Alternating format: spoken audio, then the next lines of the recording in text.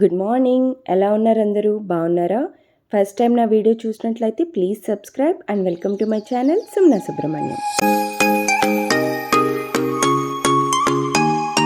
ఇక్కడ మాకు spring season start అయింది. స్ప్రింగ్ సీజన్ స్టార్ట్ అయిందంటేనే అందరూ చెర్రీ బ్లాసమ్ బ్లూమింగ్ కోసం వెయిట్ చేస్తుంటారు. నేను కూడా అంతే. ఇప్పుడు మాకు ఆ టైం వచ్చేసింది. ఈరోజు చెర్రీ బ్లాసమ్ చూడడానికి వెళ్తున్నాం. ఇప్పుడు టైం 6:30 అయింది. 8 కల్లా స్టార్ట్ అవ్వాలనేది టార్గెట్.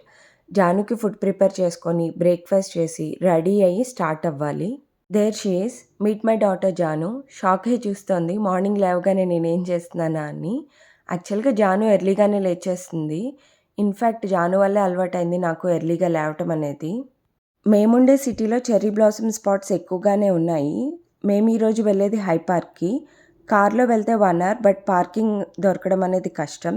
సో పబ్లిక్ ట్రాన్స్పోర్ట్లో వెళ్దామని అనుకుంటున్నాం. ఆల్మోస్ట్ 2 అవర్స్ పట్టేస్తుంది మేమున్న ప్లేస్ నుండి హై పార్క్కి వెళ్ళటానికి. అందుకని ఎర్లీగా స్టార్ట్ అయితే ఆఫ్టర్నూన్ కల్లా ఇంటికి వచ్చేస్తాం. పైగా ఈరోజు రెయిన్ ఉంది, అలాగే హెవీ విండ్ కూడా ఉంది. అన్నీ రెడీ చేసుకున్నాను కానీ 8 కల్లా ఏం స్టార్ట్ అవ్వలేదు. ఆల్మోస్ట్ 9 దాటేసింది. బస్ 9:30కి ఉందట. బస్ స్టాప్లో వెయిట్ చేస్తున్నాం. Meet my shy and introvert husband Lakshminarayana.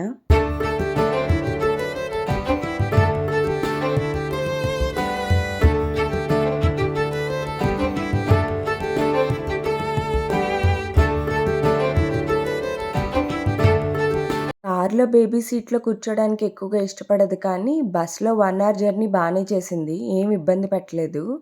అలా విండోలోంచి బయటికి చూస్తూ చాలా ఎక్సైట్ అయిపోయింది.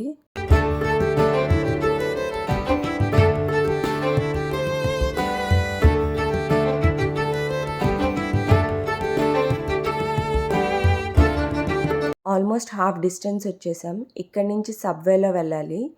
మనకి మెట్రో ఎలాగో ఇక్కడ సబ్వే అలా అనమాట. వెదర్ని దృష్టిలో పెట్టుకొని అండర్ గ్రౌండ్ కన్స్ట్రక్ట్ చేసుకున్నారు. ఇక్కడి నుంచి ఇంకొక ఫ్రెండ్ యాడ్ అవుతారు మాతో. ఈలోపు జాను చూడండి పావురాలని బాగా ఇబ్బంది పెడుతూ ఎలా ఆడుకుంటుందో.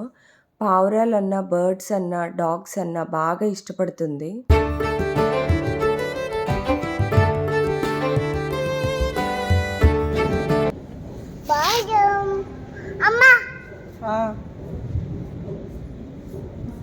ఏంటది? పావురమా?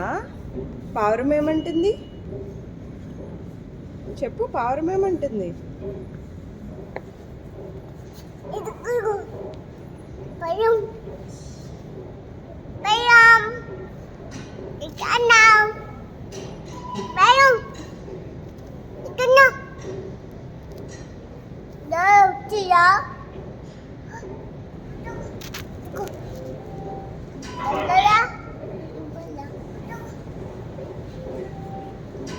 ఇక్కడ నుండి ఇంకో 1 అవర్ జర్నీ.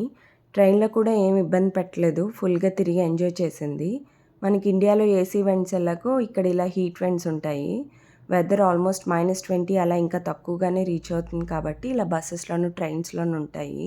ఇండియా నుండి అబ్రాడ్కి కిడ్స్తో వచ్చేటట్లయితే ఇండియాలోనే పిల్లలకి స్ట్రాలర్ అలవాటు చేయండి. ఎందుకంటే ఇక్కడ ఏ ప్లేస్కి వెళ్ళినా కానీ చాలా దూరం నడిచేది ఉంటుంది. నేను ఇండియాలో జానుకు అలవాటు చేయలేదు. ఇప్పుడు అసలు కూర్చోవట్లేదు. ఏ ప్లేస్కి వెళ్ళాలన్నా కానీ చాలా ఆలోచించుకోవాల్సి వస్తుంది.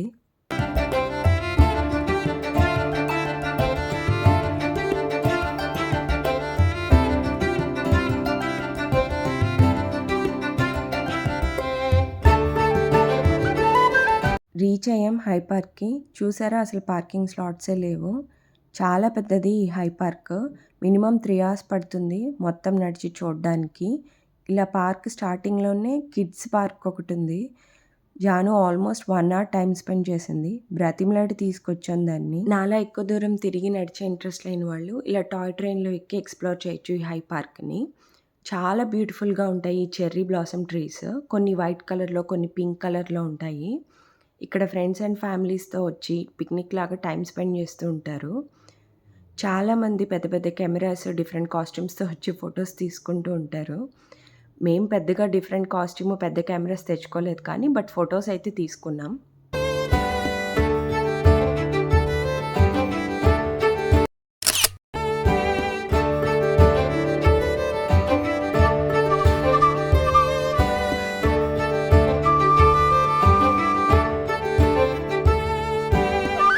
ఈ పార్క్‌లో ఆల్మోస్ట్ 200-300 ట్రీస్ అయితే ఉంటాయి. ఇంకొంచెం ముందుకెళ్తే వరుసనే ఉంటాయి. చాలా బ్యూటిఫుల్‌గా ఉంటుంది.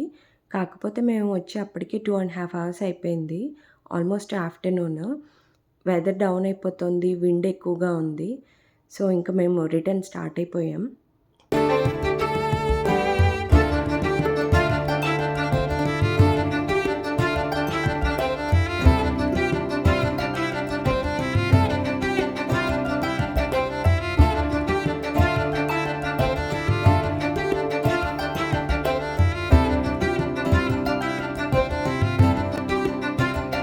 మీ అందరికీ వీడియో నచ్చిందనైతే అనుకుంటున్నాను. Please do subscribe, like, share and comment.